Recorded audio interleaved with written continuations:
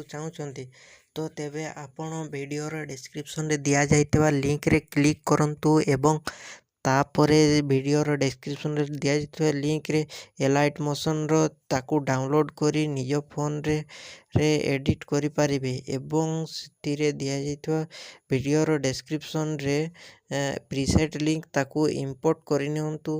ତାପରେ ସେଥିରେ ଆପଣ ଯାହା କିଛି ଚେଞ୍ଜ କରିବାକୁ ଚାହୁଁଛନ୍ତି ତାହା ଚେଞ୍ଜ କରିପାରିବେ ଏବଂ ନ ଚେଞ୍ଜ କରି ମଧ୍ୟ ଆପଣ ତାକୁ ସିଧା ଡାଉନଲୋଡ଼୍ କରିପାରିବେ। ଯଦି ଭିଡ଼ିଓଟି ଭଲ ଲାଗିଥାଏ ଚ୍ୟାନେଲଟିକୁ ସବସ୍କ୍ରାଇବ୍ ଏଣ୍ଡ ଭିଡ଼ିଓଟିକୁ ଲାଇକ୍ କରିନିଅନ୍ତୁ।